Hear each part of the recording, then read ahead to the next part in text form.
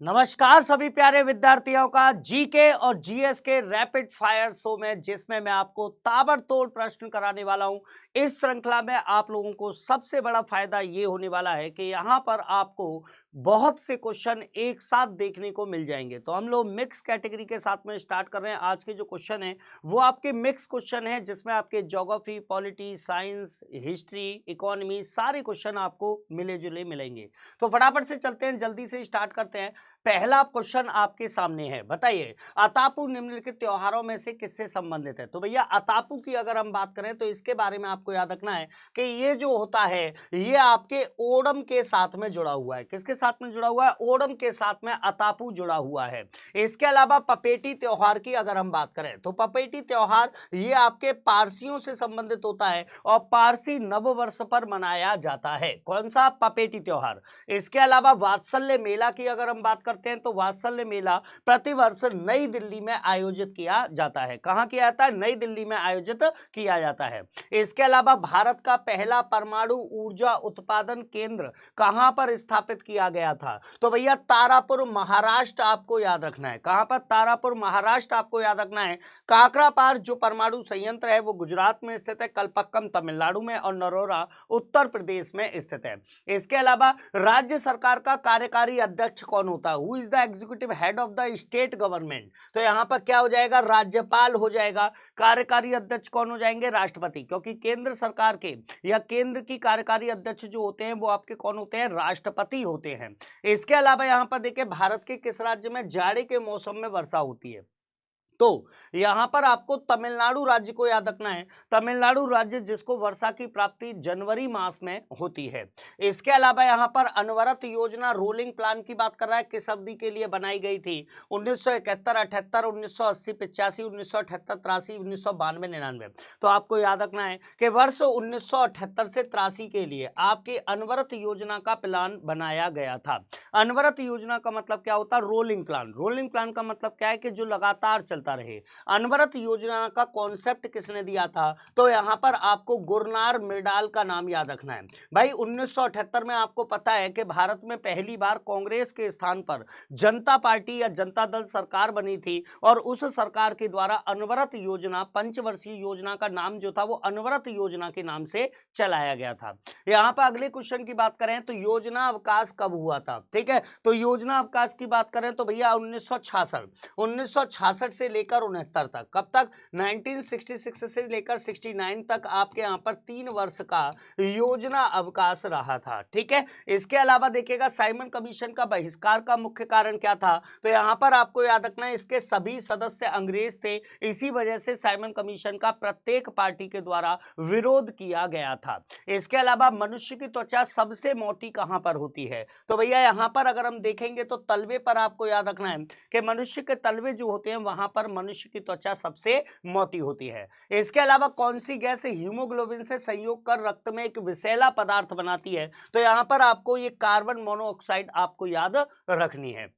इसके अलावा निम्न प्रदूषकों में कौन जैव विघटित है? मतलब जिसको बायोडिग्रेडेबल बोलते हैं। बायोडिग्रेडेबल का मतलब क्या होता है? जो मतलब जो आपके बैक्टीरिया वगैरह होते हैं या जीवाणु वगैरह होते हैं उनके द्वारा उनको खा पचा लिया जाता है या उनका रूप परिवर्तित कर दिया जाता है। तो ये क्या है आपका? यहाँ पर हो जाएगा सीवेज। क्या हो जाएगा? सीवेज जो है वो आपका इसके अंतर्गत रखा जाता है। इसके अंदर का आपको सब्जियों को रख सकते हैं, फलों को रख सकते हैं, जीव जंतुओं को रख सकते हैं। इसके अलावा यहाँ पर देखिए मुस्लिम लीग की स्थापना 1906 में हुई थी। उस समय उसके उद्देश्यों में क्या बात शामिल नहीं थी?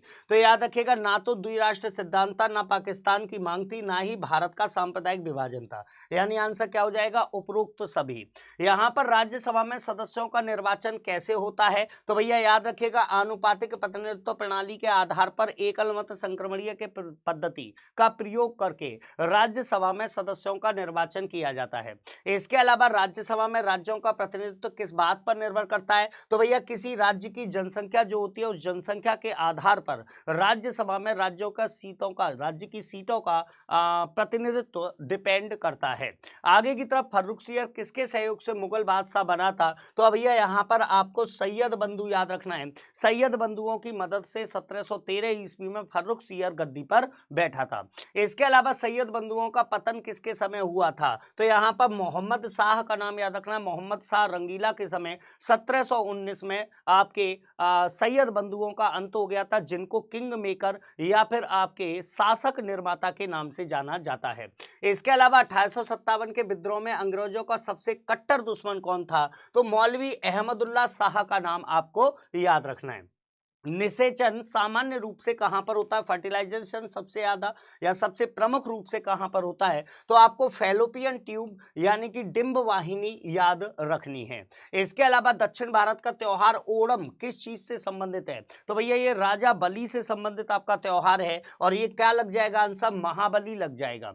अगला यहाँ पर है किस त्योहार में नौका दौड़ का आयोजन किया जाता है? तो इसका आंसर भी क्या है? ओणम। ओणम त्योहार के दौरान नौका दौड़ का आयोजन किया जाता है। राज्य की कार्यपालिका शक्ति किसमें निहित होती है? तो भैया ये तो अभी अभी मैंने आपको बताया था, राज्यपाल में निहित होती है।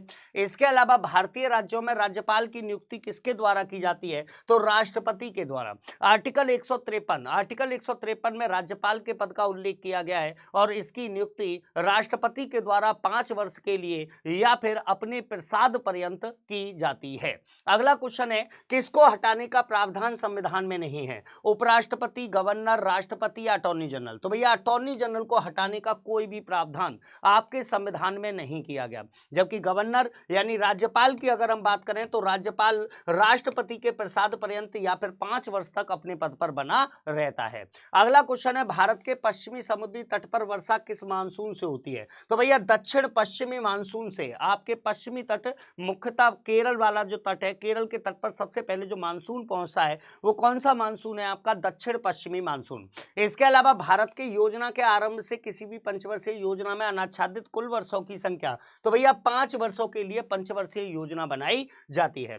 करो या मरो का मंत्र किसने दिया था? तो यहाँ पर ऑप्शन में आपको महात्मा गांधी का नाम याद रखना है।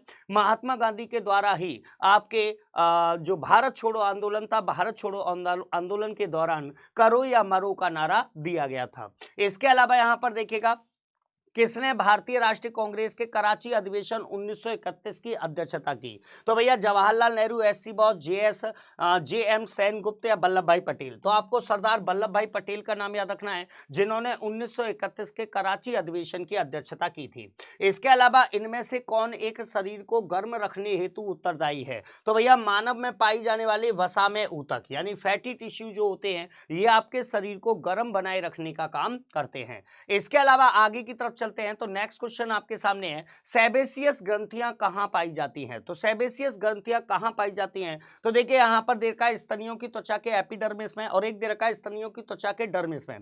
तो ये डर्मिस में पाया जाता है। मतलब आपकी जो स्किन होती है, आपकी जो त्वचा होती है, उस त्वचा के नीचे जो त्वचा होती है उसको क्या बोला जाता है? डर्मिस बोला जाता है। इसके अलावा मेट्रोपॉलिटन नगरों में प्रदूषण का प्रमुख स्रोत क्या है? रेडियोधर्मी पादप, उद्योग, स्वतः चालित वाहन या कीटनाशक? तो सही आंसर क्या होगा? उद्योग धंधे, इंडस्ट्रीज की वजह से मेट्रोपॉलिटन नगर जो है उनमें प्रदूषण की मात्रा सबसे ज्यादा बढ़ रही है। इसके अलावा कौन सा जैव निम्नीकरणीय है? ठीक है, ये भी आपसे पूछा जा रहा है, वही आपसे पूछा जा रहा है कि कौन सा ऐसा है जो नष्ट हो जाता है, या फिर भैया वो आपके क्या है कि वो आपके जिस रूप में होता है उसके रूप को परिवर्तित कर दिया जाता है। तो यहाँ पर आंसर क्या लगेगा? रबर। यहाँ पर आगे की तरफ चलते हैं, भारतीय क्रांति की जननी किसको कहा जाता है या क्रांतिकारियों की मां किसे कहा जाता है? तो यहाँ पर मैडम भीकाजी कामा का नाम आपको याद रखना है। बाल गंगाधर तिलक द्वारा शुरू की गई साप्ताहिक पत्रिका कौन सी थी? तो बाल गंगाधर तिलक के द्वारा 2 पत्र चलाए गए थे, एक थे मराठा और एक था आपका केसरी। इसके अलावा राज्यसभा के लिए प्रत्येक राज्य के प्रतिनिधियों का निर्वाचन कौन करता है? तो याद रखिएगा विधानसभा के निर्वाचित सदस्य जो होते हैं वो राज्यसभा के लिए आपके प्रतिनिधियों का निर्वाचन करते हैं। इसके अलावा उत्तर प्रदेश से राज्यसभा के लिए कितने सदस्य चुने जाते हैं? तो इस समय पर आपको याद रखना है 31 सदस्य राज्यसभा के हैं। सैयद बंधुओं ने मराठों के सहयोग से किस मुगल सम्राट को सत्ताच्युत कर हत्या कर दी? तो भैया जहांदार साहब।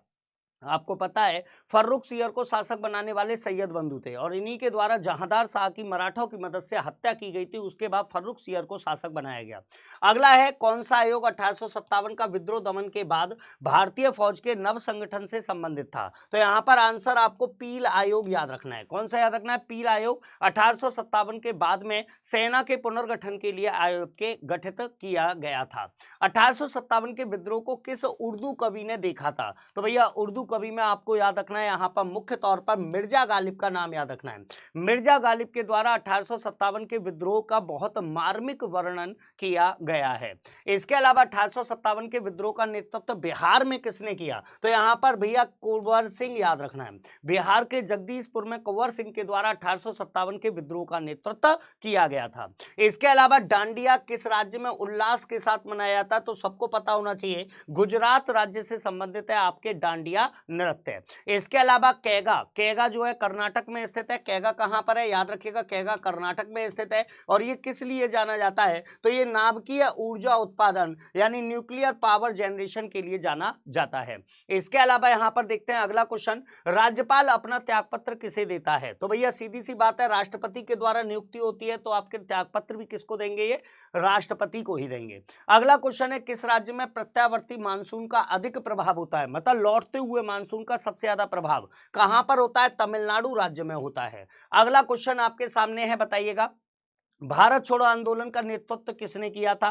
तो भैया 8 अगस्त 1942 आपको याद होगा महात्मा गांधी के द्वारा आपके भारत छोड़ो आंदोलन का आह्वान किया गया था। इसके अलावा कौन सा ऊतक घाव भरने में सहायक होता है? मतलब जब कहीं आपको चोट वगैरह लग जाती है तो घाव को भरने में सबसे सहायक कौन है? तो यहाँ पर एपिथेलियम ऊतक आपको याद रखने हैं।